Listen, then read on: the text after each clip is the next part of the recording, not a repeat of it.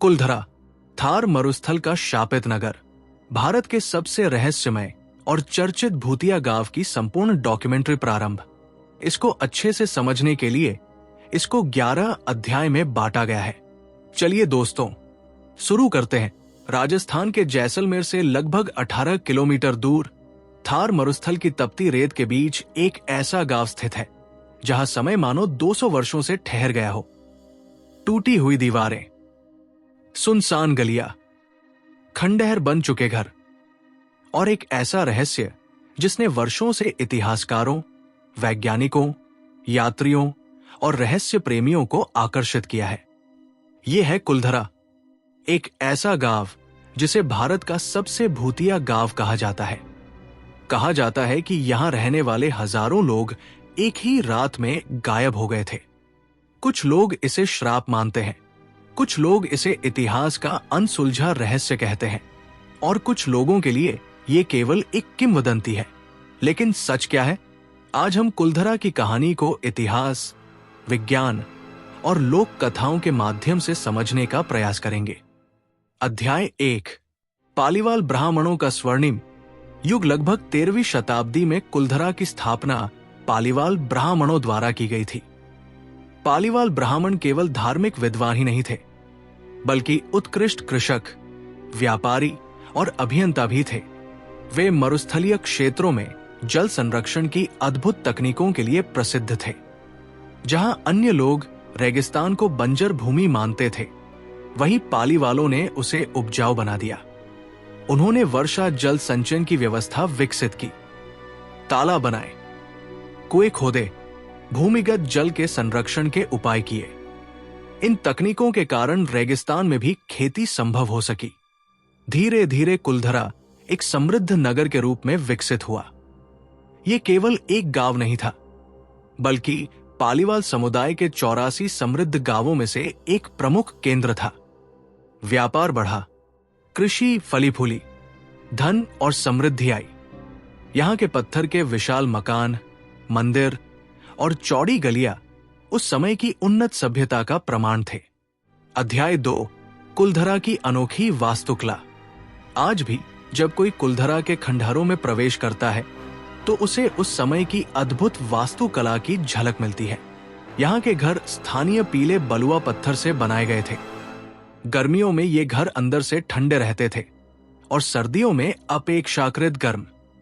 प्रत्येक घर में आंगन, रसोई और जल संग्रहण की व्यवस्था थी। गांव की गलियां सुव्यवस्थित थी। मंदिरों की नक्काशी आज भी देखने योग्य है। इतिहासकारों का मानना है कि कुलधरा उस समय के ग्रामीण नगर नियोजन का उत्कृष्ट उदाहरण था। अध्याय 3, सलीम सिंह का उदय। 18वीं शताब्दी के उत्तरार्ध में जैसलमेर राज्य में एक प्रभावशाली व्यक्ति का उदय हुआ, दीवान सलीम सिंह। वो राज्य का प्रधानमंत्री था और अत्यंत शक्तिशाली माना जाता था। उसका नाम आज भी जैसलमेर के इतिहास में विवादों के साथ लिया जाता है। लोक कथाओं के अनुसार सलीम सिन्हा महत्वाकांक्षी और कठोर स्वभाव का था। कहा जाता है कि उसकी नजर कुलधरा के मुखिया की सुंदर पुत्री पर पड़ी। वो उससे विवाह करना चाहता था, लेकिन गांव वालों ने इसका विरोध किया। तब उसने धमकी दी कि यदि उसकी इच्छा पूरी नहीं हुई तो वो पूरे गांव पर अत्यधिक कर लगाएगा और उन्हें नष्ट कर देगा। अध्याय 4, वो रहस्यमयी रात। फिर आई वो रात जिसने इतिहास बदल दिया। कहा जाता है कि कुलधरा और आसपास के कई पालीवाल गांवों के मुखियाओं की एक गुप्त सभा हुई। उन्होंने निर्णय लिया कि वे अपनी बेटी और अपने सम्मान की रक्षा के लिए सब कुछ त्याग देंगे। रातों रात हजारों लोग अपने घर छोड़कर निकल पड़े। बैलगाड़ियों में सामान रखा गया, पशुओं को साथ लिया गया और अंधेरे की आड़ में पूरा समुदाय कहीं दूर चला गया। सुबह जब सूर्य निकला तो गांव खाली था। न कोई व्यक्ति, न कोई पशु, न कोई गतिविधि, सिर्फ सन्नाटा। इतिहास के पन्नों में यह घटना आज भी एक रहस्य बनी हुई है। अध्याय 5, श्राप की कहानी। लोक कथाओं के अनुसार गांव छोड़ने से पहले पालीवाल ब्राह्मणों ने कुलधरा को श्राप दिया। उन्होंने कहा कि यहां कोई भी व्यक्ति स्थायी रूप से नहीं बस पाएगा।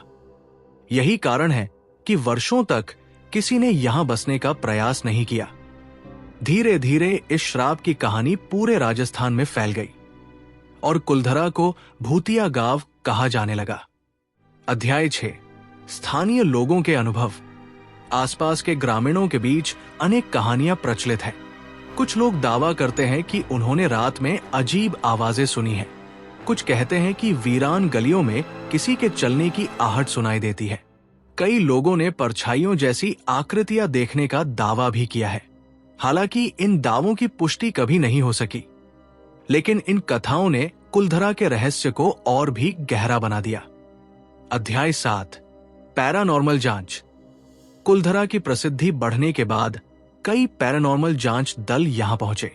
उन्होंने रात भर खंडहरों में रहकर आधुनिक उपकरणों की सहायता से अध्ययन किया।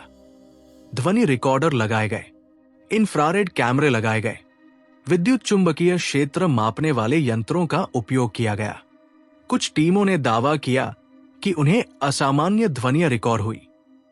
कुछ ने अजीब ऊर्जा महसूस करने की बात कही, लेकिन वैज्ञानिक दृष्टि से आज तक कोई ठोस प्रमाण नहीं मिला है जो ये सिद्ध कर सके कि कुलधरा में वास्तव में अलौकिक शक्तियां मौजूद है। अध्याय 8, इतिहासकारों की राय। इतिहासकारों का दृष्टिकोण लोक कथाओं से अलग है। उनका मानना है कि कुलधरा का परित्याग अचानक नहीं हुआ होगा। संभव है कि यह प्रक्रिया कई वर्षों तक चली हो। जल संकट लगातार बढ़ रहा था, भूमिगत जल स्तर नीचे जा रहा था, खेती कठिन होती जा रही थी, व्यापार भी प्रभावित हो रहा था। इन परिस्थितियों में लोगों ने बेहतर जीवन की तलाश में अन्य क्षेत्रों की ओर पलायन किया होगा।